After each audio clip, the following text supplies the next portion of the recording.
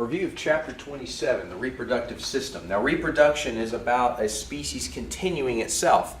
Now, there's two forms of reproduction in nature, asexual reproduction and sexual reproduction. Asexual reproduction, Section 1, is any situation where the offspring get all of their genetic information from a single parent. Forms of asexual reproduction include budding, fission, fragmentation and regeneration, and even parthenogenesis, which is the development of an unfertilized egg. Read the notes concerning that. Sexual reproduction is any situation in which the offspring get their genes from two parents. Now, this involves genetic recombination and maintains variability in populations and in species, whereas asexual reproduction basically is nature's way of cloning. Now, most of the rest of the chapter deals with the human reproductive system, but in Section 2, the notes go over various reproductive strategies in the animal kingdom. So be sure to read through that. Now, I discuss how there's typically gametes, which are egg cells and sperm cells, which fertilize to produce an individual. Now, most animals have separate sexes, although some animals are hermaphrodites, being functionally male and female. The notes go over a little more detail on that. Also, external fertilization versus internal fertilization. External fertilization is when both eggs and sperm are shed into the water. Fertilization happens in the water, such as when fish spawn. Internal fertilization is when copulation occurs, mating, and the egg is fertilized in the female. Now again, after that, some animals will lay the eggs, some animals could keep the eggs and bear live young, or some animals can have a supplemental placental structure to nourish the young before live birth. That's the case with most mammals. Section 3 discusses the female reproductive tract. Learn the structures in order as given. Ovaries, fallopian tube, also known as oviduct, and uterus and vagina. Now, the ovaries contain follicles. The follicles contain the immature egg. By the time the woman is born, all of those follicles are already there by birth. There's several 100,000 or so in the ovaries. Now, ovulation is the release of the egg into the oviduct or fallopian tube.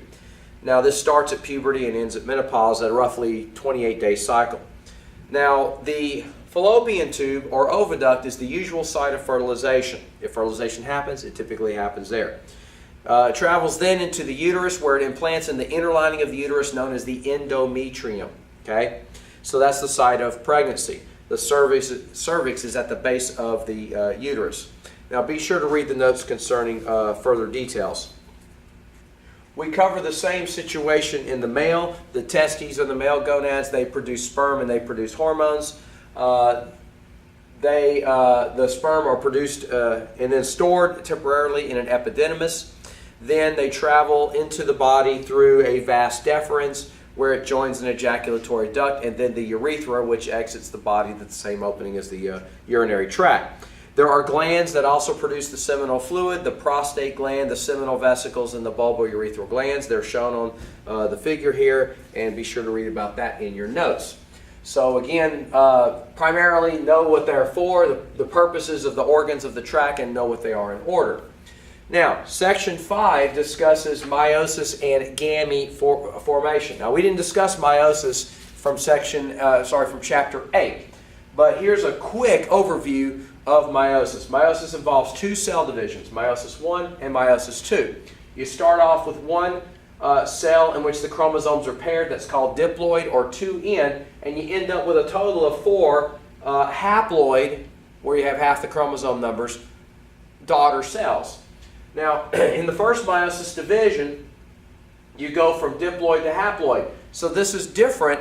You're separating the chromosome pairs. This is different from what you learned in mitosis. But meiosis 2, you're separating the sister chromatids, and that is similar to mitosis. Now, in your book, you have spermatogenesis and oogenesis. Spermatogenesis is forming sperm. Oogenesis is forming the egg. Now, this is a similar diagram to what you have in the book. You start off with a primary spermatocyte, and then it divides into 2 secondary spermatocytes, and then they divide into 4 sperm cells.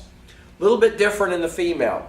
Oogenesis, you start off with a primary oocyte, the primary oocyte is the stage that is already in the follicle at birth.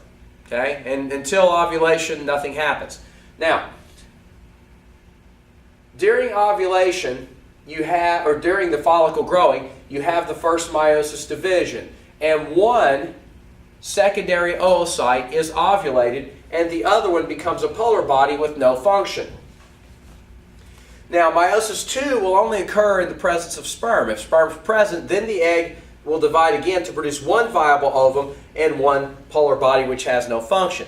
So why go through all of this? Well, you've got to divide the number of chromosomes and chromatids. Why have all of these collateral cells that have no function? Well, it's simple. You want one viable ovum and not 4 to be carrying quadruplets each and every time. Now, I'll stop the video and I'll continue on the next one.